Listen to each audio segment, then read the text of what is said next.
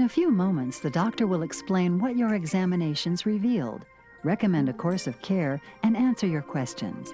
This short video will help you understand the doctor's explanations, helping you get well faster. The doctor has found areas of your spine suffering from the vertebral subluxation complex. Vertebral, meaning of the spine. Subluxation, meaning less than a total dislocation. And complex, meaning consisting of many parts. When individual bones of the spinal column lose their normal position or motion, it is called spinal kinesiopathology. This can cause nervous system malfunction when the spinal bones rub, irritate, or choke the spinal cord or nerve roots. Doctors call this neuropathophysiology. These malfunctioning spinal joints and nerves can cause muscle damage in the form of weakness, atrophy, spasm, and scar tissue.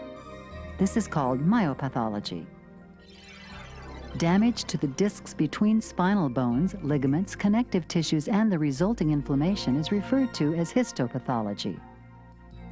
Finally, the joints and related organs and tissues begin a progressively worsening degeneration process.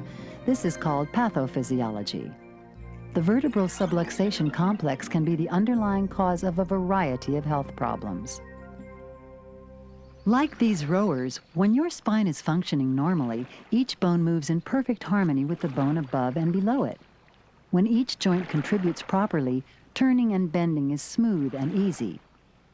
Special motion X-rays of the spine show how the joints of a healthy spine work together, making it easy to look up and down or bend over to tie your shoes. However, many things can cause individual spinal bones to lose their normal motion and position. When spinal joints are stuck, fixated, and not moving properly, they can cause problems in other areas of the spine. Other joints have to compensate, causing wear and tear to the spine. This type of malfunction can occur anywhere in the spine. In the neck, you can see the bone that has lost its normal motion, affecting the joints above and below. Along with improper motion, there can also be a loss of proper curves. Proper spinal curves help support the weight of the body. For example, the neck should have a healthy forward curve. When the neck loses its normal curve, the ability to turn and bend can be reduced, often resulting in headaches, neck pain, or other symptoms. Interestingly, some animals like the giraffe do not have a curve in their neck. This severely impairs their ability to bend. Other animals, such as these flamingos, have multiple curves. This permits an unusual range of motion and flexibility. Clearly, proper spinal curves are important.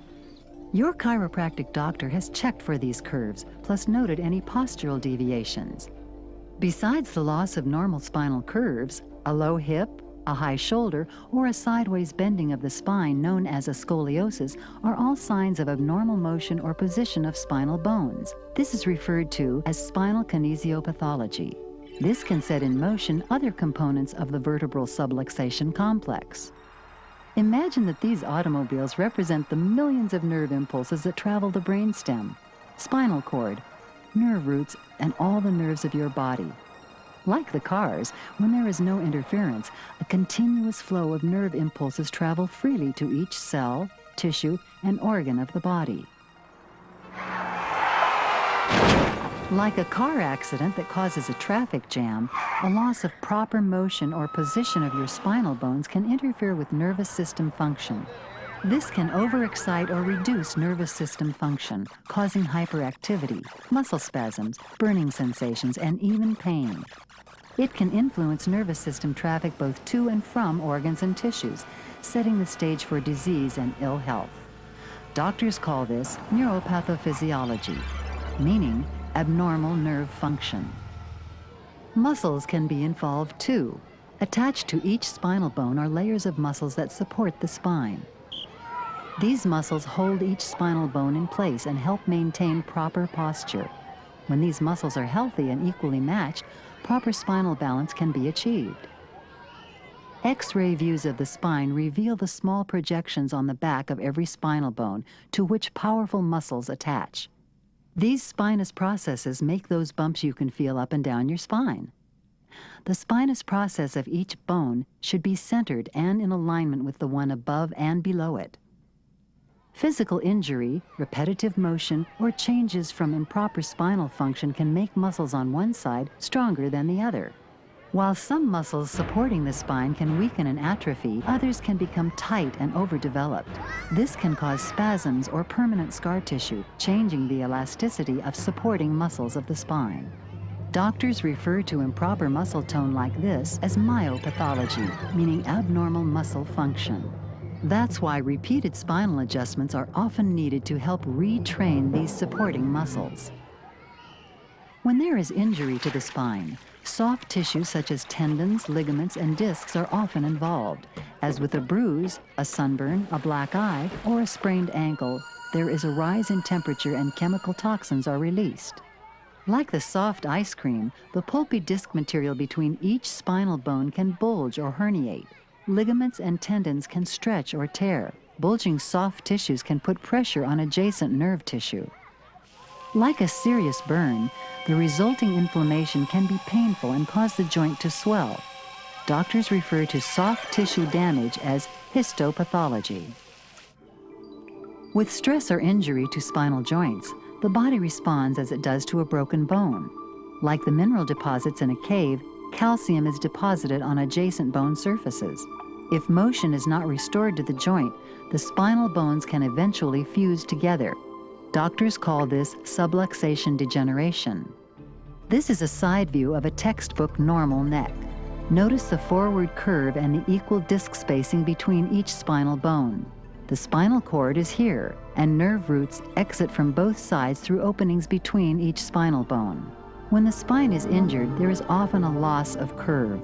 Disc damage, soft tissue inflammation, and nerve dysfunction often accompany this condition. Doctors refer to this as phase 1. While this example is in the neck area, the degeneration process can occur in virtually any joint of the spine. If ignored, the spine can degenerate into phase 2.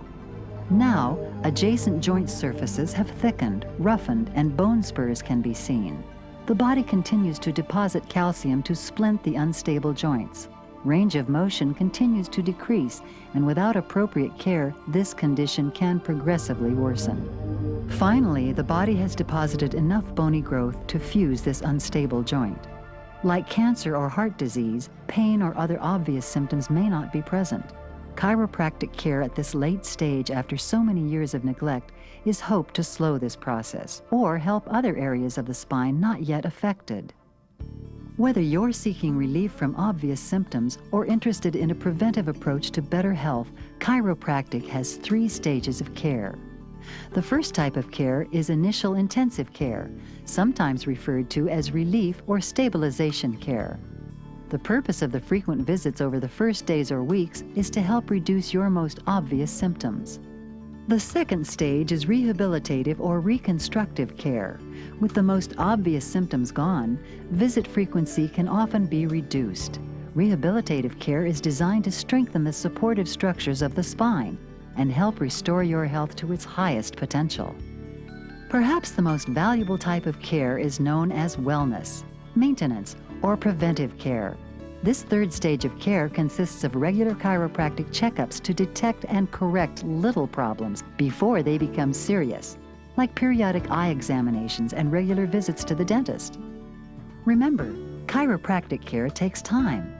Think of it as orthodontics for the spine. Instead of braces, your doctor will use repeated spinal adjustments. Chiropractic is a team approach to better health, so get involved, ask questions, watch your diet, get the proper exercise, keep your appointments, and follow your doctor's recommendations. Doing so will help you get well faster and avoid a needless relapse. Better yet, as you experience chiropractic results, tell others. Encourage them to discover chiropractic and to learn what you have learned.